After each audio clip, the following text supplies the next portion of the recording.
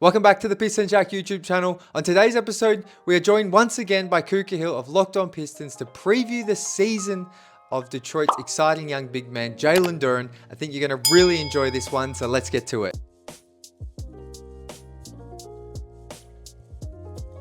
Let's move on to a player that his rise kind of is in tandem with Asar being inserted as a starter, and that's Jalen Duren. Some quick numbers on JD in 2025, because this is where it all kind of turned for him.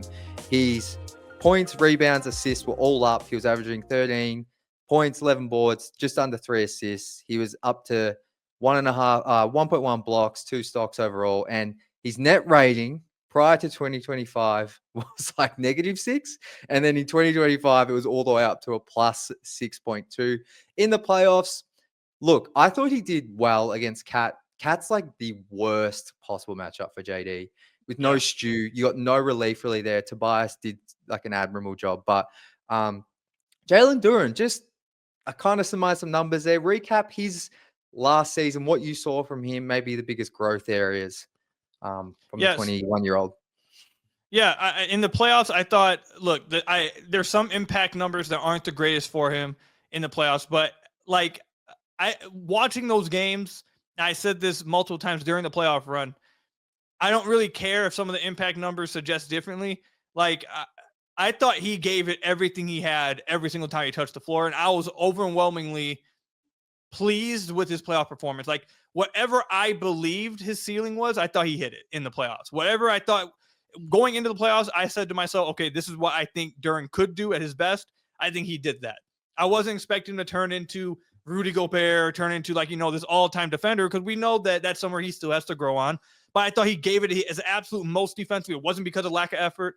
I thought he was active as ever on the glass. I thought he was extremely physical. I was pleased with what he did in the playoffs. I thought he did everything he possibly could at this moment as a 21-year-old in the playoffs, and you can't ask for anything more than that. In the regular season, I honestly, I find it really like interesting that Trajan is so like transparent on Duren's season, because Jalen Duren, I think what leads to it is Jalen Duren himself is really transparent. The first like 25 or so games, it was like scary. It was getting like, okay, don't like, we might need to have it. Like it was looking scary there for a minute. And both Duren and Trajan have said that. And then after January, like you said, Asar came back. I think that helped him defensively. But just after January, he just completely turned the page and played so much better the rest of the year. There's so many things I'm sure we're going to talk about that I liked seeing from him. And it's funny, like before we started recording, you mentioned how you thought, I am pretty high on Jalen Duren, because I am. But I think a lot of Pistons fans would think I'm not, because I'm critical of his defense. I am pretty high on Jalen Duren. I have been high on him since his rookie year. I think he's an immensely talented offensive guy. I'm going to be real about where his defense is. So I'm sure we'll get into all of this, but as a 21-year-old, he's extremely young with the kind of first 2 seasons he had to deal with the rockiness of the second season with the coaching and, the front office and all this stuff that happened. To flip his season around like he did, to play as well as he did down the stretch, and in his first ever playoff series at this young of an age, I thought he should be walking into the offseason and walking into this season feeling very proud of himself and very happy with how his season went.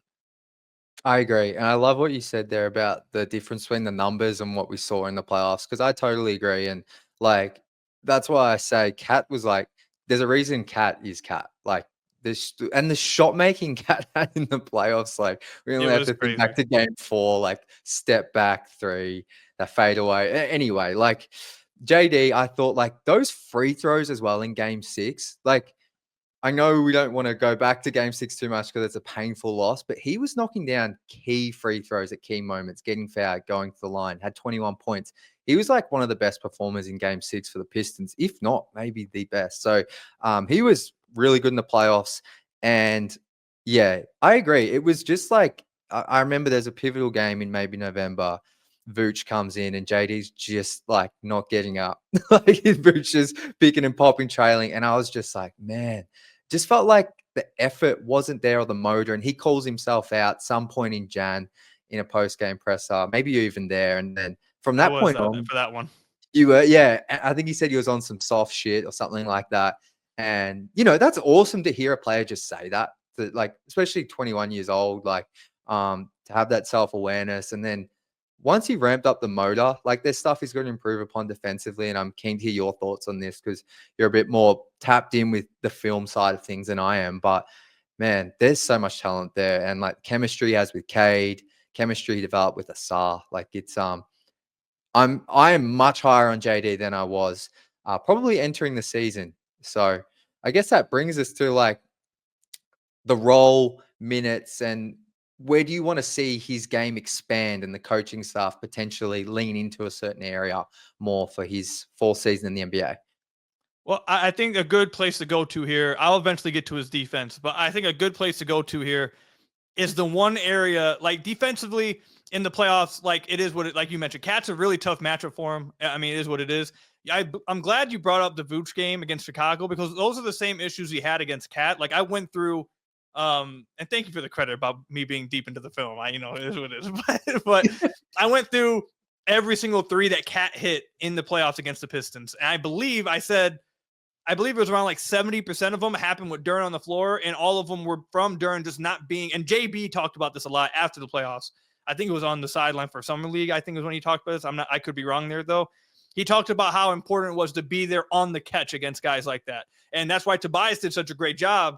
Was every time Cat caught the ball, Tobias was already there. There was no catch and shoot opportunities. Now maybe Cat would put it on the ground, hit a crazy shot, which he was doing. Like it is what it is, but you have to be there on catch against these stretch bigs. I think that's something Duren's still adapting to. I don't know if it's more of like a focus thing or if it's just, I don't know, but I think that's one of the areas he does have to improve on. I know I said I was going to get to defense in a minute and then went straight to the defense. I apologize, but No, you're good. I say that because that I understood. Like I was expecting that going into the playoffs. That's why I had to bring it up. The one area in the playoffs I actually was pretty disappointed with Jalen Duren. And I thought this was an area that the Pistons could really press the Knicks on, and they just didn't really go to it. To end last season, they were going to a ton of Jalen Duren on ball, like random sets, like running inverted pick and rolls. There was one play against the Clippers. He gets a defensive rebound. Everyone just clears out. He brings it up the floor against Zubac, and then Tim Hardaway Jr. comes up from the block, sets a back screen, inverted pick and roll for Duren, and Duren just goes all the way to the basket, Euro steps, and finishes at the rim. Like we were seeing these type of sets where they were trying to turn. One of my favorite sets they did at the end of the year was we saw throughout the whole season, Duren used as a DHO guy. Tim Hardaway Jr., Malik Beasley, Kay Cunningham, whoever would come off a pin down on the baseline. They would wrap around, take the DHO from Duren, and they'd go into an action from there. What they started to do as the season went on towards the end of the year was instead of at player X, Cade, Malik, TH, whoever, coming off that pin down for a handoff, they'd come off this pin down and a wrinkle they would throw, especially when defenders would top block, which for anyone who doesn't know, when you top block, it's basically you're on top of the offensive player, kind of denying them from getting the ball in the DHO. They would just run their defender right into Duren's, and they would just go straight into an inverted pick and roll.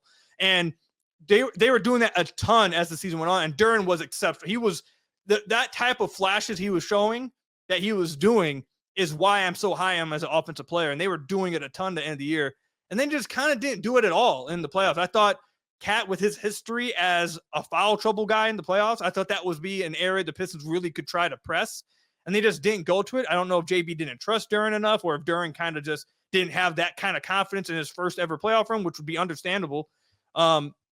But that's in a long way of me saying that's what I want to see from him more this year. I'd like to see them run more sets like that, trust him with the ball in his hand a little bit more, especially like in those minutes without Cade on the floor. Like you mentioned, they don't really have a true backup point guard. So they should split those reps up among Ivy, among Asar, among Karras, which we'll talk about in a second, and even Duren, because I think Duren might be like, there was an argument this past year that he was one of their best passers on the team. And I think you should go to that. His finishing off that, it's incredible. His footwork is incredible. It's grown so much since his rookie year. He has such incredible balance for a guy his size to, again, like I said, go to Euro steps, go to pump fake, spin, finish at the rim. Like he's just so agile and so much of an athlete at that size, where I really hope that's the role I want to see from him this year. That's where I want to see him take a step. I don't know if it kind of goes back to the thing with Asar and his jumper. I don't know if I believe that Duren becoming this great defender is a realistic expectation going into this year. Maybe one day.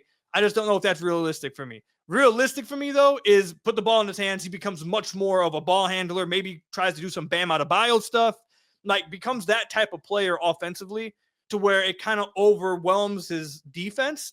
And the players you have around him support him defensively to where you can really enable him offensively. That's what I want to see from Duren this year.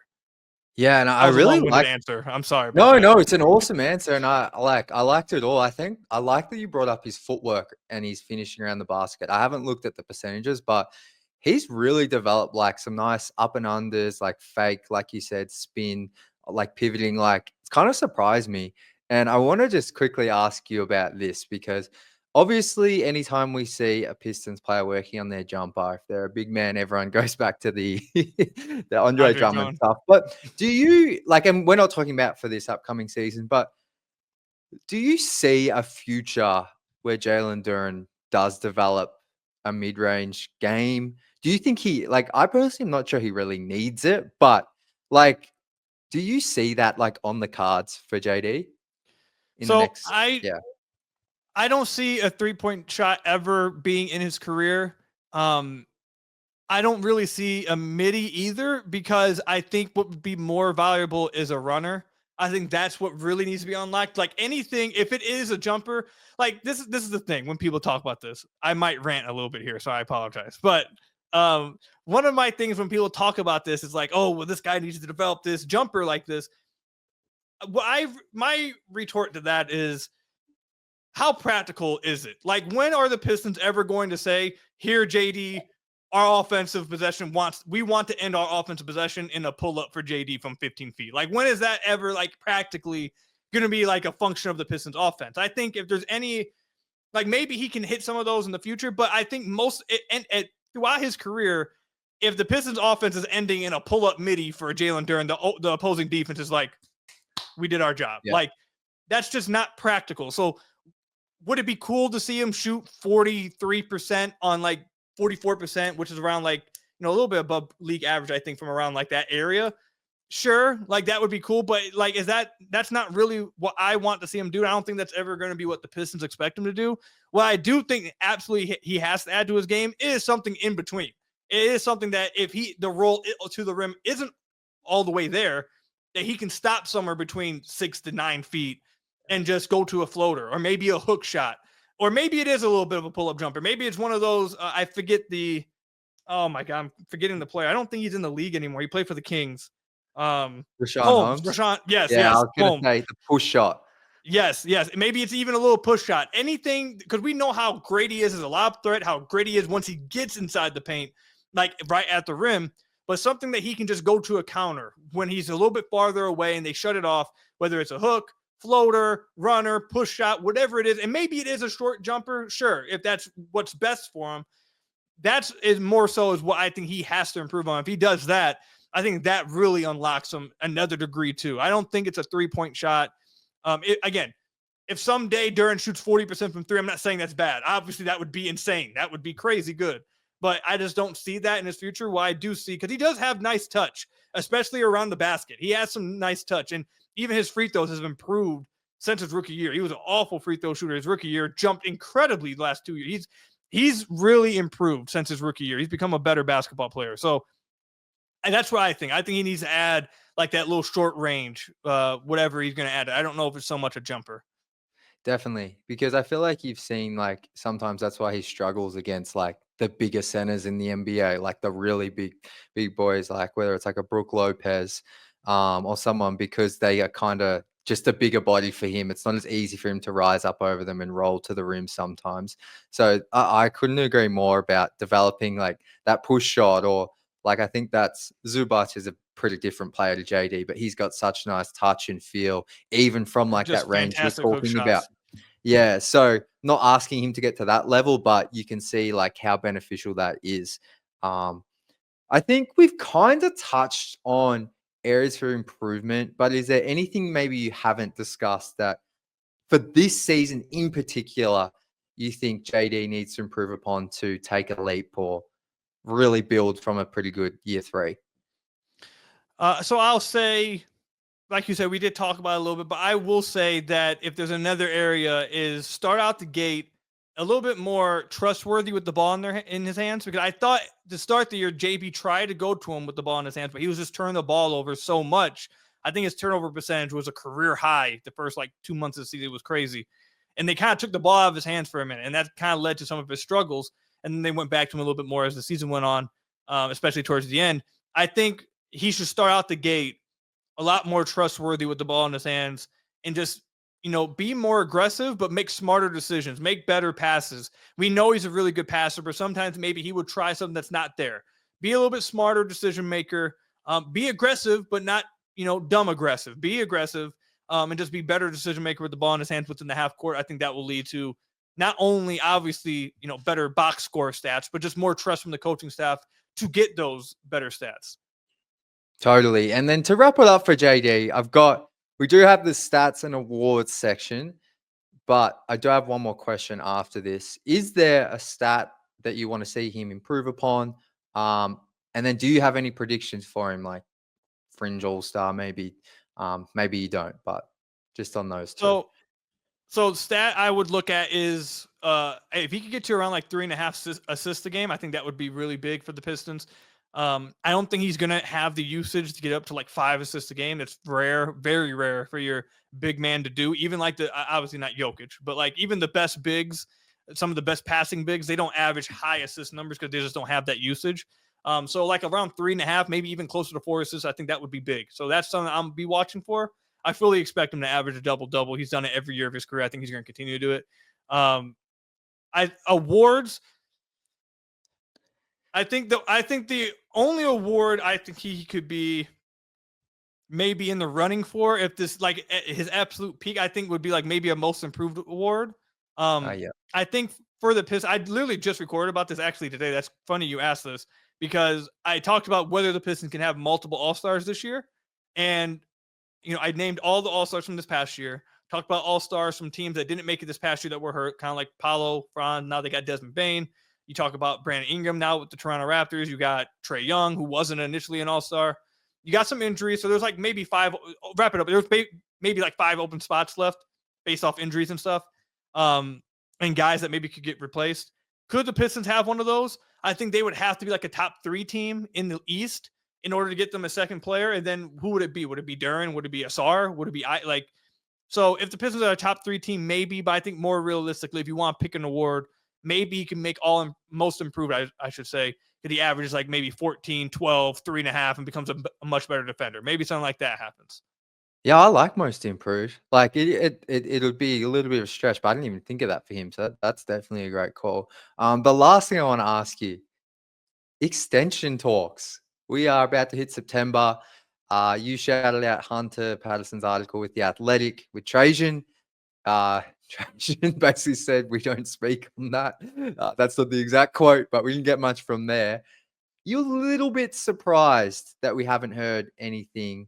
I guess we can loop in Ivy here as well, about their extension for either of them. So I wrote this for my Substack earlier in the year, or earlier in the offseason. I was hearing early in the offseason, this was before free agency started, so we're now a month and a half ago when I was hearing this. But a month and a half ago, I was hearing that it was probably not going to happen, because the team had an idea of how much they wanted to pay both players, and that deal, or that number that they were comfortable with right now, is probably not a number that the players would accept. So it just came. It looked like at that point it probably wasn't going to happen.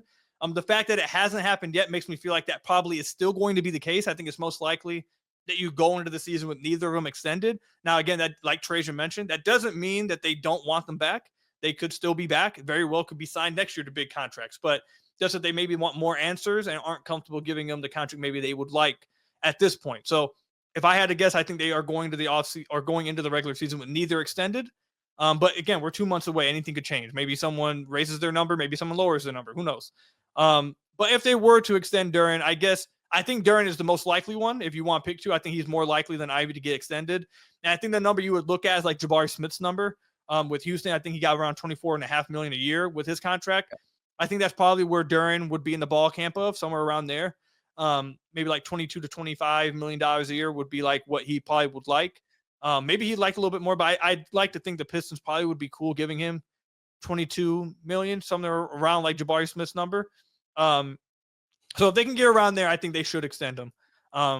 Not just like, I don't want to make it too long of a segment, but like even when you extend them, you want them obviously to play well for your team. But even with the salary cap going up and up and up, even if you feel like that maybe you're overpaying in the immediate, I don't know if the Pistons would feel like that. I'm just saying, like if they feel like they're overpaying in the immediate, in like 2 years, that contract will not feel like an overpay, hopefully, like unless the player just falls off, which I don't think we expect.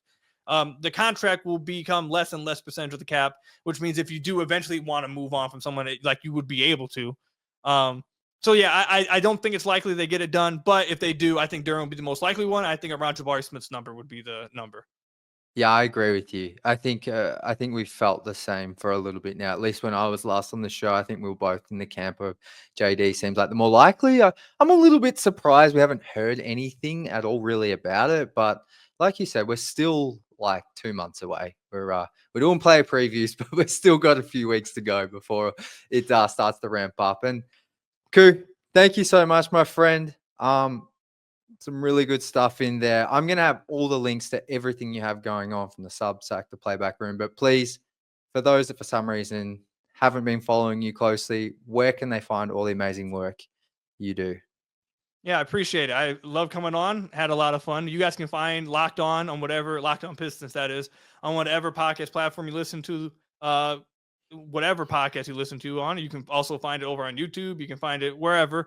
You can also find me on Twitter at Ku Kahil. And also, if you want to follow my Substack throughout the year, it's been a little slow during the offseason, I will admit.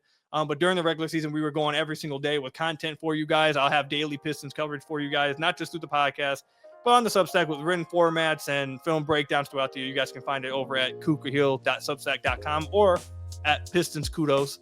Again, Jack, appreciate you having me on, man. I'm going to have to get you back on the podcast again before the season starts up too. Hey, man, I'd love to jump back on. Appreciate you joining once again.